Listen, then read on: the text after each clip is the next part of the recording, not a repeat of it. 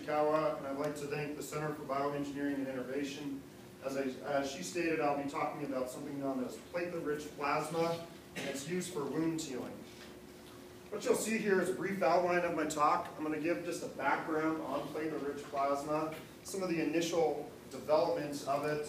We'll get into something called electrospinning. This is a process where we can create, if you will, a protein band-aid that can place topically on wounds.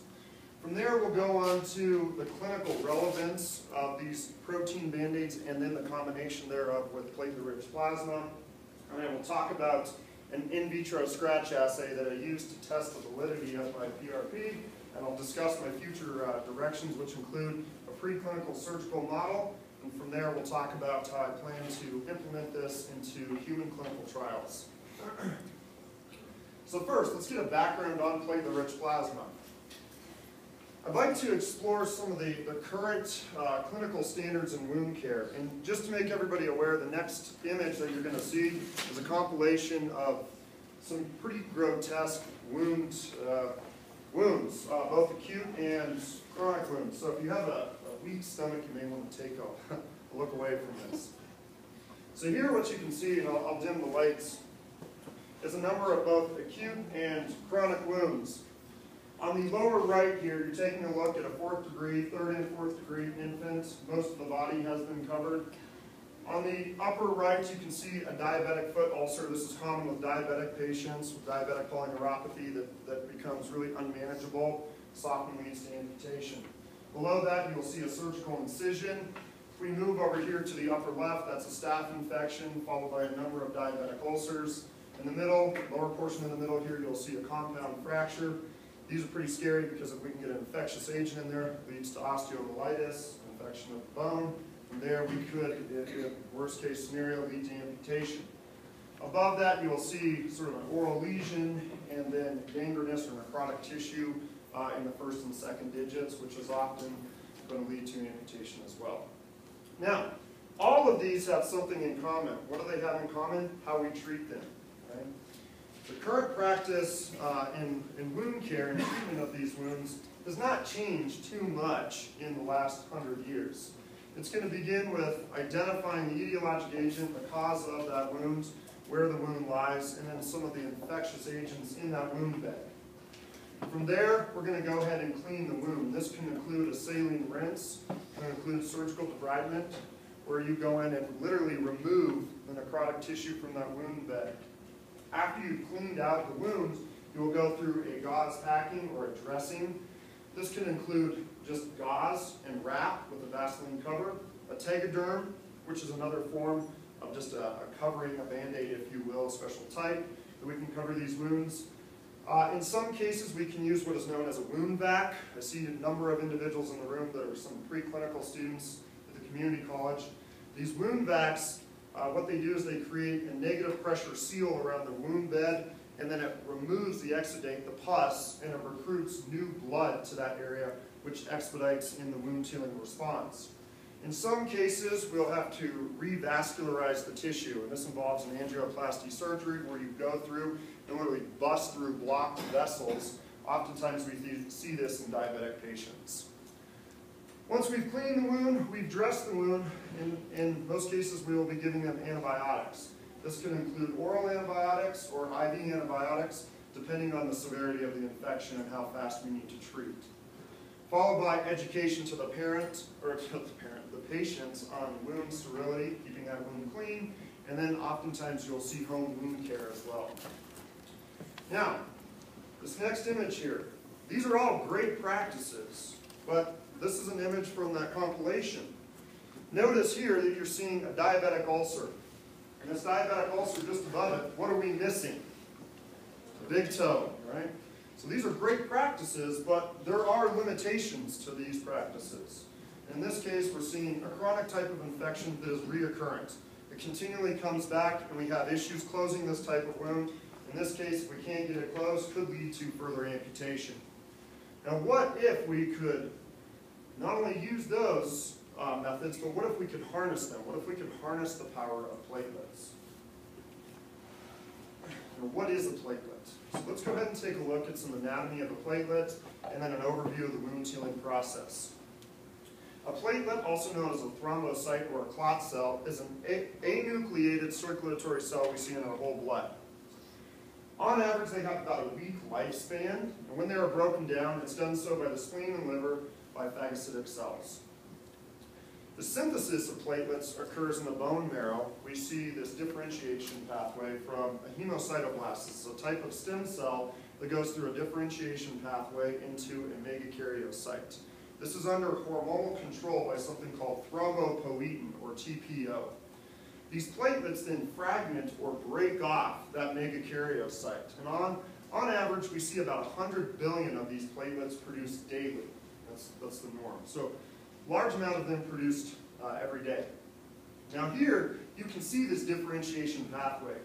On your far left is that stem cell, that hemocytoblast, and these are cells that we see in the bone marrow. Normal cells, we want them to be there. Under that hormonal control, TPO, we see this differentiation pathway. So the megakaryoblast into a promegakaryocyte, then that megakaryocyte, and this is where we see these platelets begin to fragment or break off. In fact, if you look where the name platelet came from, it's described as a shattered or broken plate appearance. Hence the name platelet. Now, platelets themselves in an inactive state are about 2 to 5 microns in diameter and about 1/2 micron in thickness. That's all well and good, but it's what's in the platelet that we really care about. It's why it affects us. A platelet can be divided up internally into really 3 zones or regions. The peripheral, sort of the outside, and just on the inside of the cytosolic layer there. The structural zone, what's holding everything together in the platelet, and then the organelle zone. And as the name implies, this is where we're going to see all of our organelles, mitochondria, so forth. In this cartoon rendition here, this black arrow is identifying that organelle zone. It's within that organelle zone that we have something called granules. These are vesicles filled with growth factors. We have 3 types of granules there. An alpha granule, then something known as a dense granule, or a delta granule, or a dense body, as they're calling it here in this image. And then a lysosomal granule, or lysosomal body, which they're calling just the lysosome here. Now, this slide is giving you just a very broad breakdown of these granules. The alpha granule is by far the most prominent form of granule present in these platelets. And on average, we see 40 to 80 of these alpha granules in a single platelet. A single platelet. Inside this alpha granule, we have over 300 known growth factors or proteins that are released upon activation. And it is these growth factors that aid in the wound healing response. Just to name a few, platelet-derived growth factor, vascular endothelial growth factor, tumor necrosis factor alpha. All of these are types of growth factors that we see released from this alpha granule. Now the dense granule, or the delta granules, these also contain sort of these protein entities. So here we'll see cations, bioactivamines, and nucleotides.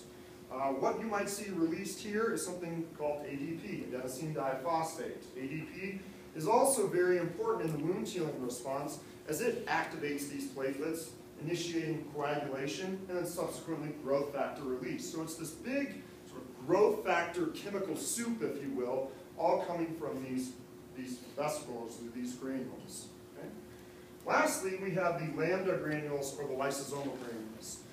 These granules here contain hydrolytic enzymes. So if you recall, many of you have had your basic biology courses.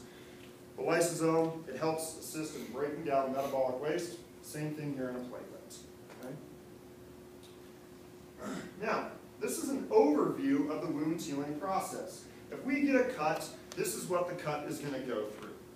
The wound healing process can be broken down into 3 distinct phases: an inflammatory phase, and then a matrix deposition and cell proliferation phase, and then a remodeling phase of that newly deposited matrix.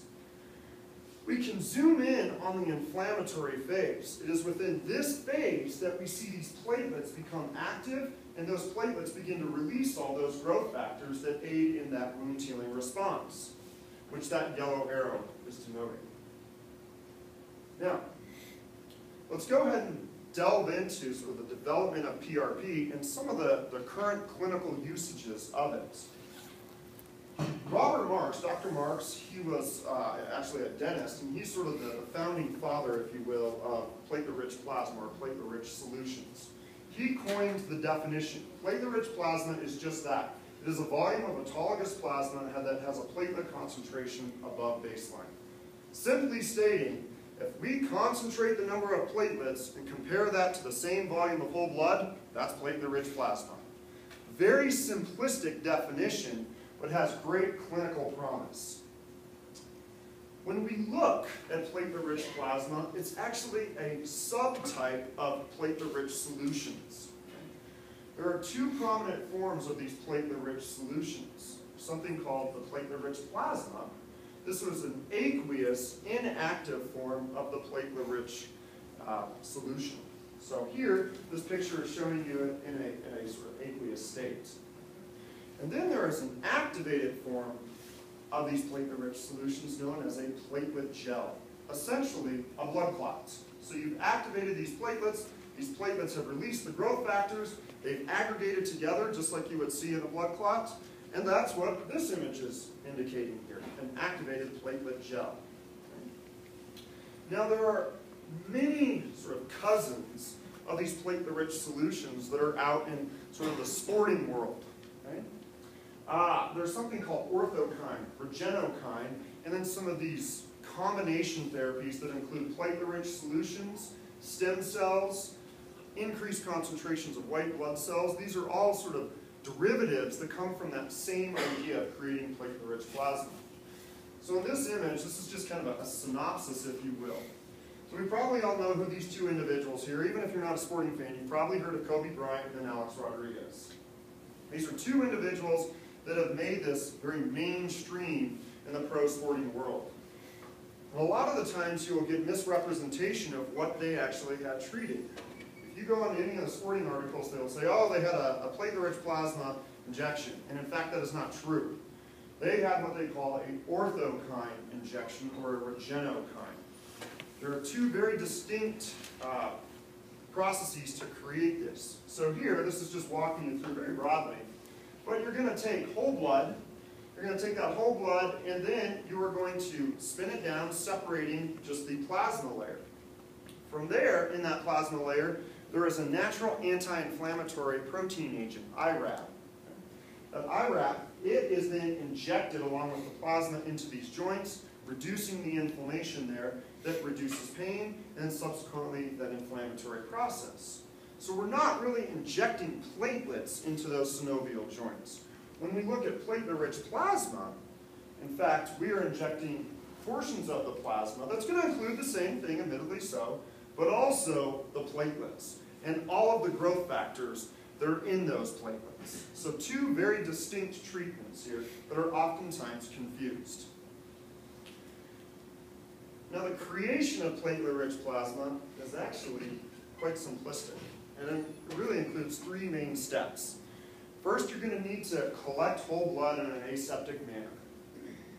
And then that whole blood is going to be sent through a double centrifugation process. In the literature, we coin this the hard spin and then the soft spin. And that hard spin, you take that whole blood, and it's separated based on weight, as this image here is denoting. So you'll separate it into a plasma layer. And then you have a buffy coat. So in this buffy coat, you will have your platelets and your leukocytes, your white blood cells, followed by your red blood cell or your erythrocyte layer. From here, you will pipette or remove the buffy coat and then the plasma and place that into a second centrifuge tube. You will respin and then create something called the platelet poor zone or the platelet poor plasma and then the platelet-rich plasma. From there, you can pipette or remove the platelet-rich plasma, activate it into that platelet gel, or leave it in that aqueous state and use it to treat a number of types of wounds. So currently, platelet-rich plasma or platelet-rich solutions are being seen in muscle tissue, connective tissue, epithelial tissue, and there's now some preliminary studies that are looking at patients with types of spinal cord injuries where they're using these platelet gels on those spinal cord injuries. And they're showing great clinical promise. Now in this next image, you're going to see one such example of this. So here, back in 2010, this was a study performed. It was a clinical study where we looked at 30 patients that had acute and chronic wounds on their extremities. And here they used a sandwiching method. So they, just as we saw, they cleaned out the wound bed. They were able to then pack it in this case. So here's the cleaning of the wounds, followed by the activation and application of a platelet gel. So here's that topical blood clot, if you will, that they have placed in the wounds. Okay? Now, on top of that blood clot, what they have here, it looks almost like a Band-Aid, a white sort of gauze pad. Many people will think that's what it is, but in fact, this is a hyaluronic acid scaffold. Okay? Many of you might go, what the heck is hyaluronic acid? It's part of the extracellular matrix. It's a protein that we see found naturally in skin, and we need to apply that in this case. And as you can see, 6 weeks after the cleansing of these types of chronic wounds, this thing has complete closure. Now, what you should be asking yourself, if this is already in use, and it's showing all this clinical promise, where's the novelty? Where's my stuff fall into this equation? What we're finding in the literature right now is these platelet-rich plasmas, these topical forms, are not being combined with something called extracellular matrices or the collagen scaffolds. Okay? You saw in the previous slide that they used a platelet gel and a hyaluronic acid scaffold. But they were two separate entities. We had the platelet gel, the hyaluronic acid on top. With my novelty, we are using these collagen scaffolds to lie down first and then place the aqueous platelet-rich plasma on top of them. It's important to note that collagen is a platelet activator. So if we get a cut and our blood vessels, obviously we're bleeding, have exposed these small collagen fibers, it is those collagen fibers in the normal wound healing response that these platelets attach to, release the growth factors, and then begin that wound healing process. Here we're doing this under sort of our terms. We place this collagen scaffold down, we can place the platelet-rich plasma in an aqueous state, and then immediately release those growth factors into the wound bed. Now, let's take a look at this electrospinning process. So here is a schematic representation of my electrospinning apparatus. You will notice on the right-hand side here we have our power source, or high voltage power source. And what this power source does is it supplies a positively charged amount to a blunt, positively charged power supply to this blunt tip needle. Okay? Then we have a negatively charged portion coming off here to our target. So within this target, we will create these scaffolds. On the left-hand side here, you see a syringe pump. It's within the syringe that is placed in the syringe pump that we place these collagen proteins. Collagen proteins get placed in solvent, it gets mixed up, dissolves into it, and then we're able to push at certain rates through the tubing, through the blunt tip needle, down to this target membrane. And so the proteins become positively charged and they are attracted to the negative membrane. Now here, what you're seeing is our electrospinning apparatus. So once again, on the right-hand side is our power source.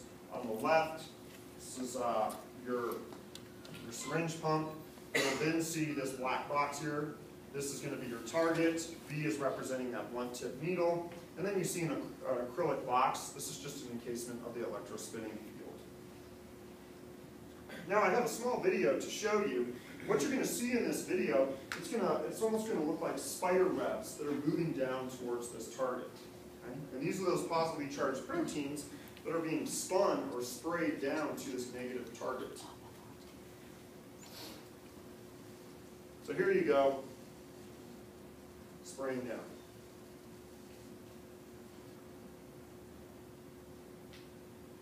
Now, depending on how long we want to spin, the rate that we're spinning, we can kind of control parameters within these scaffolds. And afterwards, we create in this case, many different types of scaffolds. We can create scaffolds that have been spinning on a mandrel, so it creates a tube. We can create scaffolds like the size of a petri dish. We can then cut them to size, and this is all very important because wounds have different shapes, different sizes. So we can spin these scaffolds, create these protein band-aids, if you will, to specific sizes of various types of wounds. So here is an SEM, a scanning electron microscopy image of one of my collagen scaffolds. What's great about this is we now have been able to, through another study in our group, been able to demonstrate we can control parameters within these scaffolds. Not the premise of my research here, but it's important to note that we can begin to mock and create scaffolds that are more indicative of native skin. So we get to choose these parameters, and then we can mimic native skin and create a scaffold that looks very much similar to the extracellular matrix, the protein component of skin. Now that I was able to sort of create this electrospun scaffold, my collagen scaffold, I needed to answer the question, can I even make this platelet-rich plasma? It took me about a year to dial this process in. I said it was quite simple. Yeah, there was some good trial and error there. So we took two prominent papers in the literature and we sort of combined their protocols. And I attempted 3 different anticoagulants. I used EDTA, I used heparin, and then I used acid citrate dextrose, ACD. And with the EDTA and heparin, what I was finding is I was really activating my platelets when I didn't want them to be activated. I would spin these, I would go through the centrifugation process, and at the end, I was seeing platelets that were activated. And that's not something I want. I want to be able to induce that activation with the collagen scaffold. Delve back into the literature, and I found that the use of ACD as your anticoagulant makes the whole blood more stable. You don't see this platelet activation. And in fact, the minute I used my anticoagulant ACD, I found that I was not activating these platelets, and I was creating really, really inactive types of platelet-rich plasma. So here's an image of one of my spun platelet-rich plasma solutions. So from the cartoon rendition, if you recall, you can see the plasma layer here. We then have our platelet-rich layer, followed by small amounts of the erythrocytes. Now, I told you guys, and some of you may be asking the question, well, should you see any erythrocytes, red blood cells there? And the answer is, ideally no. But in this creation process, it is quite impossible when you're pipetting out to get 100% platelet yield only. So you will still have some erythrocytes present. Now this next slide that I'm going to show you is just to orient you to a whole blood smear. So here's a whole blood smear with right stain, it's just a staining protocol. And you'll notice the red spheres, these are your red blood cells. And then I've identified by arrows, the violet purple color here, these are your platelets. And you'll notice how few platelets we see. Now, follow that up by my platelet-rich plasma, you will still see my erythrocytes, and then you've seen a drastic increase in the number of platelets present, indicating that yes, we have this platelet-rich plasma being created from a qualitative standpoint. Now I needed to demonstrate, does my collagen actually activate these platelets? Can I choose to activate my platelets? What we should be seeing under light microscopy here is when we add collagen to it, we will see platelet clumping or aggregation. And then you will start seeing what they call pseudopods. These are these arms that begin to branch off the platelets. So here what I did is I added, for 1 microliter of my PRP to 1 microliter of collagen, you can begin to see this platelet clumping and aggregation, and indicating that yes, the same collagen that I use to create my scaffolds is activating these platelets. Now, I further validated that from a qualitative standpoint through the use of scanning electron microscopy. So here is my whole blood, some of the porcine whole blood that I have with the ACD. You can see here an erythrocyte and then an inactive platelet. So if you kind of imagine, just if you will, when I describe sort of the name of those platelets, think of any time you broke a plate in the kitchen and think of how it splintered. It's really indicative of that. So they're actually quite cool pictures. Not really allowed to put them in my house, but I wish I could. So here, what we have now is my PRP without collagen. So we should not be seeing those activated platelets, right? And you might be going, well, that looks a little bit different. This is still an inactive platelet, but there is some variability here. When these platelets break off, if you recall, 2 to 5 microns, these are not universally the same size and shape within platelets. So here's an inactive platelet once again, which is great because I didn't want to activate it in this sense. I wanted my platelet-rich plasma to be in that aqueous state, the inactive state.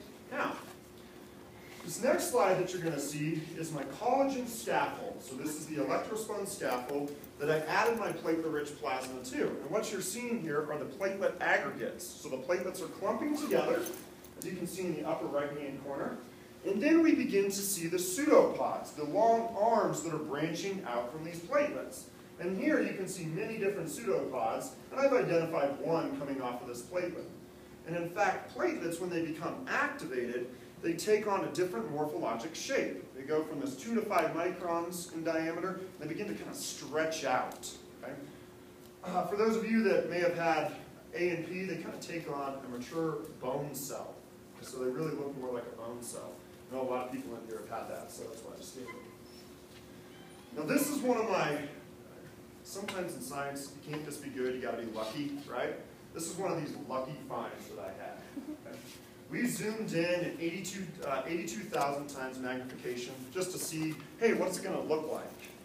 And I believe we captured a still shot in time here of one of these vesicular releases, exocytosis of the platelets. So here, I believe this is a lead indicating that growth factor release. So we're zoomed in 82,000 times. This is a single platelet, and I've traced the platelet membrane there in yellow, and then I've indicated this is where we're seeing that vesicular release vesicle popping out of the blood. So this was a really interesting find. Now that's all well and good. From a qualitative standpoint, I can say that yes, we're making platelet-rich plasma, yes, we're activating it, but that's not just all well and good. You can't just say, oh, from what I'm seeing, I'm making it. We need to go through and quantitate it. So we employed a manual counting method here to say, comparing whole blood, the same volume of whole blood, to that of my platelet-rich plasma, do we see this drastic increase in PRP? And we had a statistical significance here. So yes, we are creating platelet-rich plasma with these manual counting methods. Now to further validate the manual counting methods, we employed flow cytometry. And this is an automated method to count platelets. Okay? You can set sort of your automated counter to check the size and the number of hits you're getting. And we did this, and once again we had statistical significance here indicating that we had created this platelet-rich plasma. So we further validated those manual methods. Now that I've been able to talk you through sort of the electrospinning process, the creation of my platelet-rich plasma, and the demonstration of it being activated, we needed to demonstrate what we call proof of concept. And this is an idea that before I can move this into a living system, from a benchtop perspective, I needed to demonstrate it works. It expedites wound healing. So we delved into the literature, and I found something called an in vitro scratch assay. This is a benchtop assay that mocks a wound. And it is that wound that we began to look at the application of this PRP, and then rate of closure and percent of closure. Now let me walk you through what the scratch assay is first. So that article that I discussed, this was out of 2007 Nature protocols that we used.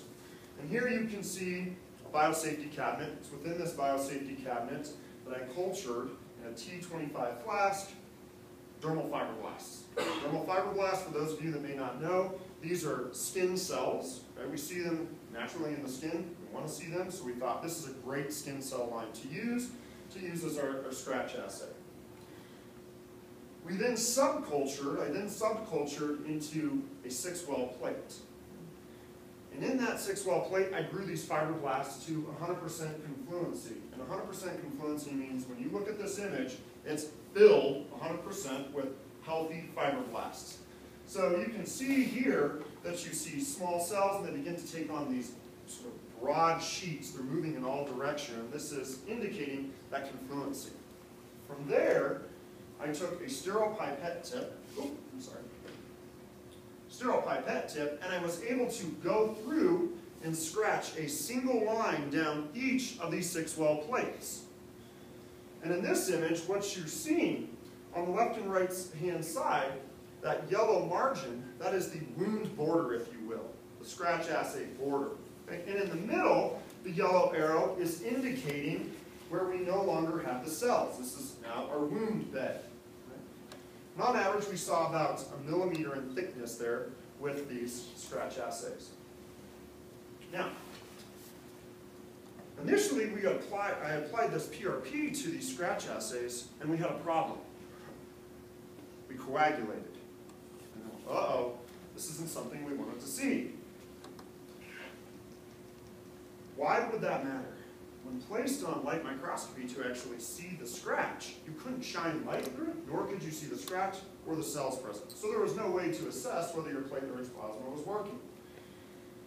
Delving back into the literature, and you go and look what's in this fibroblast growth media, same conditions that are there in the body ideally. So the stuff needed to coagulate these platelets, activate them, was in the growth media. And I applied this PRP to that, and I created these topical blood clots. So the answer was I had to perform these serial dilutions down to percentages or dosages of this PRP where I could still see the scratch assay and the cells, and then subsequently migration. The dosages, and notice there's 6 there, there should be 5. I apologize for that. We had 5 dosages. We had what I coined the high dosages and then the low dosages. The high dosages included a 0.25% PRP, a 0.13% PRP. In fact, that was our ideal dosage, and I'll explain that in just a moment. A 0.06%, and then we had 2 low dosages, a 0.03 and then a 0.02. Now, these next slides show you sort of a still shot in time of the various scratch assay data. So it's the same treatment group at the same site. And how did we ensure that we were taking a picture at the same site? On the stage of the light microscope, we were able to create a gridded pattern. And when we took the initial photo, we followed that same gridded pattern back, and we were able to get the same field of view, indicating that, yes, we were at the same wound margins. So time point 0, obviously, is where the onset of the in vitro wound would be occurring. So the scratch assay wound. Yellow indicating wound margins. Now, you may be asking yourself, what are the illuminated spheres on the left-hand side? This was our treatment group. And as I told you earlier, we do see some erythrocytes in this PRP. In fact, that's what you're seeing here. You're probably seeing leukocytes and erythrocytes. It's pretty difficult to determine which is which in this image because we've not employed a staining method. On the right is your control. Now, every 4 hours, I would go back and take an image of these same wound sites. So you'll notice that the next slide is time point 4 hours. Okay? And you begin to see migration of these fibroblasts here on my treatment group and then in my control group. Now, where you begin to see some of our biggest changes is at the 8th hour. The 8th hour, 0.13 or 0.125% here, we began to see fibroblast migration increasing compared to that in our control. And at the 12th hour, the wound was completely closed compared to my control. If you go on to the 16th hour here, we finally see complete closure of the control. Obviously, we've had closure of my 0.125% PRP dosage.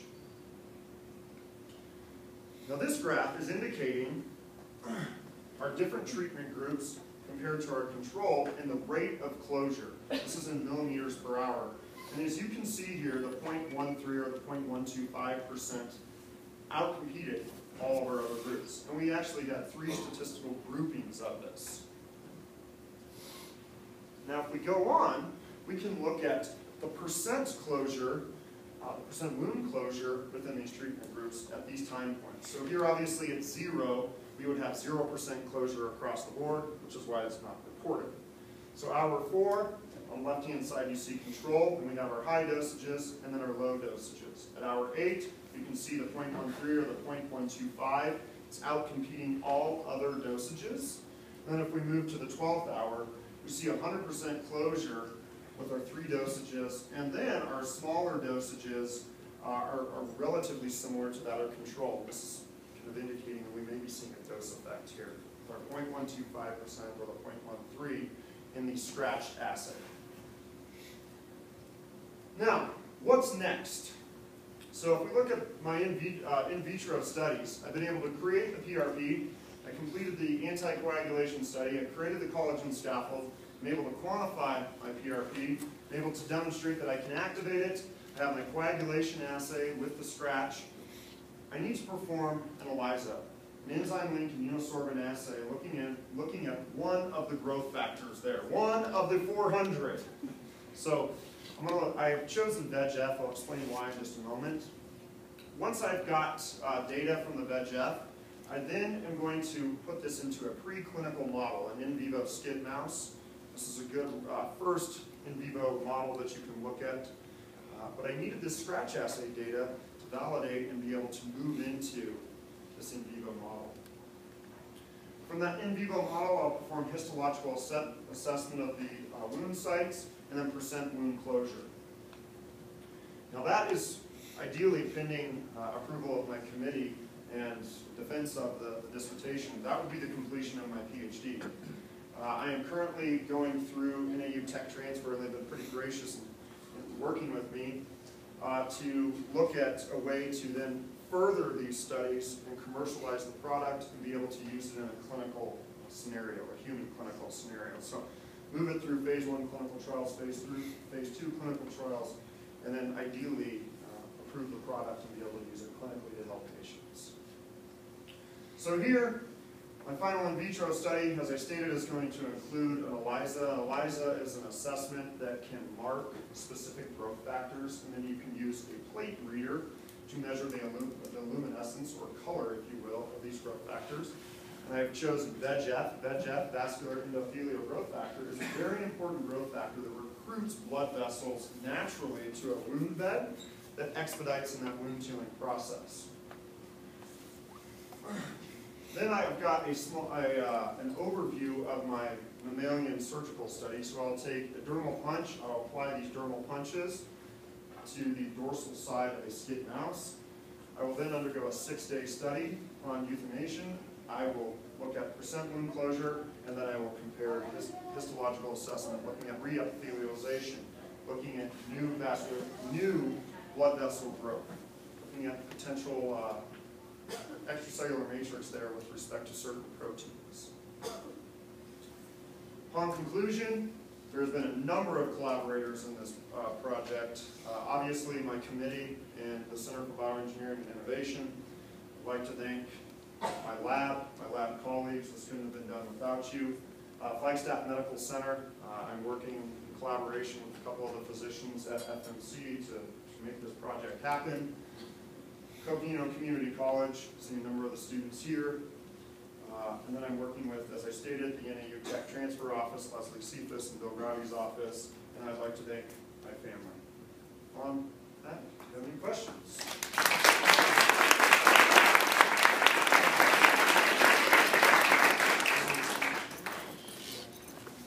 You said that currently they're using the gel form of the plasma and going into the aqueous. Is that because the gel work more effectively? Well, so the question, if you didn't hear it, currently they're using the gel form, and then I'm going to use the aqueous form.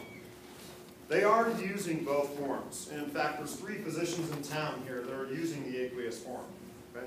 The aqueous form historically has been injected into joints.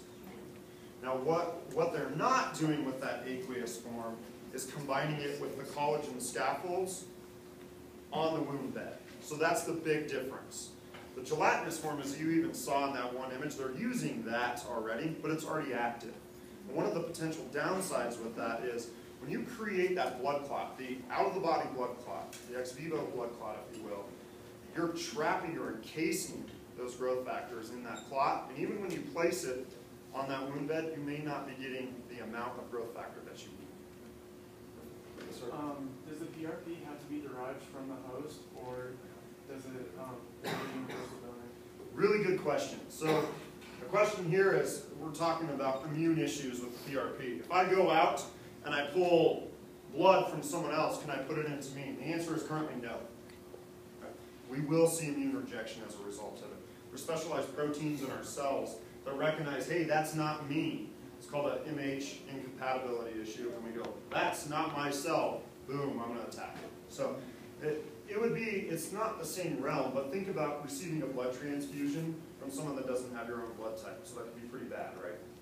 Okay, and then, so for like clinical implications, if the patient has like too extreme of a trauma or whatever, you might not be able to get blood, what would the treatment be for there? So obviously there's limitations to this, and that would be a limitation.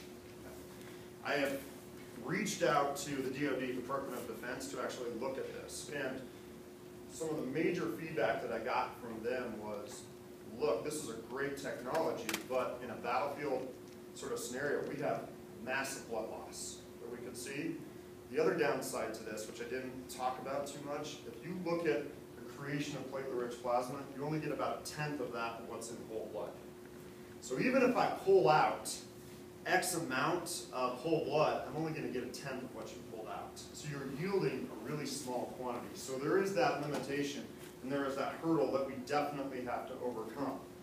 I mean, the reason I chose, if you look at the skid mouse, the reason I'm choosing a skid mouse is these guys have such small volumes of blood that I am having to use blood from another animal to demonstrate proof of concept here. Or I'd be taking a look at wiping out numerous animals with, ethically, I don't believe in. So, yeah. I'll jump here, then I'll jump there. So actually, kind of following up with him, is it possible to have all these bandages pre-made and like for these events, these emergencies? So this is a controversial topic. The question here was, is it possible to have the bandages pre-made? Then I'm assuming you need the platelet-rich plasma, correct? So it'd be ideal to say, hey, in the fridge, we can create this platelet-rich plasma and then store it for when somebody comes into, let's say, an OR that has an emergency situation, and boom, we can immediately apply it, right? We can only create, and it depends on the literature that you're reading. They will claim that a PRP is stable, and it's a hot topic. You've got two different camps, from 7 days to 30 days. And they've done these time-lapse studies where they've looked at the growth factor release over time.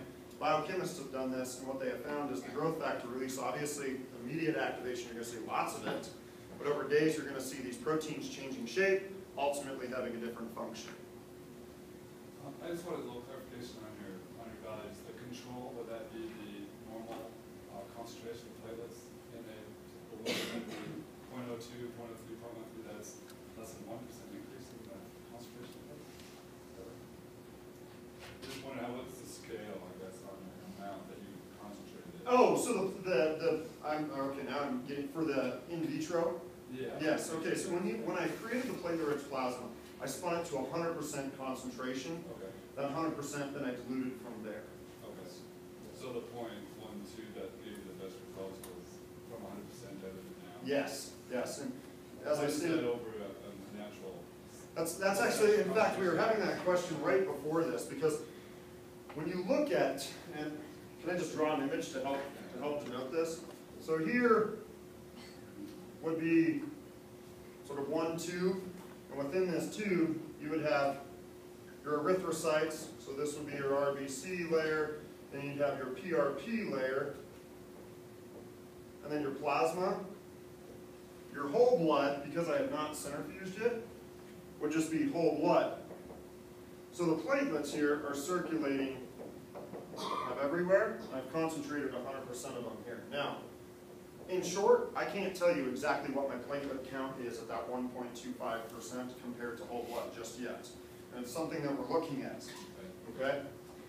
But I can tell you that if I come in here, and even if with 100% diluted down to that 1.25%, and I take the same volume that diluted down with the whole blood, I am still having an increase in platelet concentration to that of what I would have used as the whole blood here. So that has yet to be done. We just looked at the growth media with the scratch assay, not including whole blood. So it's a study that admittedly so, we're following up with. Mike? Why was the 0.13 mixture so effective, or more so effective than the others? So, I can't 100% answer that, but I can rely on some of what the literature is stating. Once again, it kind of goes back to that question, and it's controversial, how long does it last? When you look at the idea of platelet-rich plasma, it was initially believed the more the better. But this isn't indicating that we have this dose effect here, where we see sort of this peak, and after this peak, we're actually potentially causing more harm than good. Okay? And in fact, that 0.125% maybe, and this goes back to the question here, we need to quantify the platelets there, because in the literature they will claim that a platelet-rich plasma that is 3 to 7 times that of whole blood actually has the best effect. Okay? And it may be falling within that range. If you kind of create super PRP above this 7 times, you may have supersaturated and now you're doing more harm. So in short, that 0.125 is probably falling within that 3 to 7-fold realm. Does that answer kind of both questions at the same time there? Okay. Are there any others? Dr. Abel? So how, when you, since you're comparing your, treatment that you might do with the treatment that's already used, where they use these gels, Yeah. that you said are already activated, and so by that you mean that the platelets are degranulated. Correct. Already. So how do they do that? How do they activate them? How do they activate? So it's actually a couple methods, depending on what they choose. It could be a calcium chloride activation, it could be a fibrin activation. Add something in. Yeah, it's that. And your activation is by this collagen. Correct. Matrix. And so when you treat this wound, I'm not sure that you said it or that I missed it. If you're treating the wound, what are the steps? You just put the So you would take your collagen matrix, you would place that, so here's our dermal punch. and then you're kind of pasting this stuff. The collagen scaffold, you would place then, you would cut it to the same size. So 6mm dermal punch, place a 6mm collagen scaffold, and then you would take the platelet-rich plasma, apply it then to the dermal punch. Okay, So so with the it collagen. would activate all those platelets immediately. It would Right there, immediately yes. degranulate. Immediately degranulate, immediately flood the wound bed with the growth factors. Okay, and you compared your method with the one that's being used and said that the growth factors are going to be trapped in the current method. So How does yours differ? Because won't those platelets, they're going to cling to that? initially they are, and the biggest difference, and I have yet to discuss in an open forum, but when you look at the platelet gels, depending on the amount of plasma you're using, to create that platelet gel, there's a certain amount of time it takes to coagulate, to set up. So as I tell when I'm explaining this to students, think of creating Jell-O. You've got to add the ingredients and you've got to let it solidify. The same thing here. Even though you may not see the solidification process, to create that gel, that takes time. And it's upwards of hours, Okay, so upwards to during a that day. interval, you might lose. Exactly. It's during that interval, and this is where the controversy, and I forget who asked the question, but of these growth factors, you start seeing sort of morphologic changes in the proteins. Mike? Is moisture a factor? Does the dressing have to be kept in a wet state? for it to The really- collagen scaffold? I mean, no, but the wound bed is obviously going to be moist. That's pretty standard in wound care. So the minute you place that collagen scaffold there, you're placing it into a moist environment.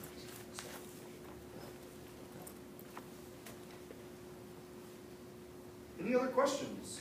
Dr. Abel? And so the edges of the wound that are there, if you didn't have your scaffold, they would not, they would activate. They would still activate the platelets, but the sort of idea of choosing the collagen scaffold now, as you're getting into now, you're sort of creating a matrix then for when you recruit the cells to kind of move in as well. So you've got this growth factor release, and now the extracellular matrix is also in place. Any others? Thanks for coming, guys. I really appreciate it. Hopefully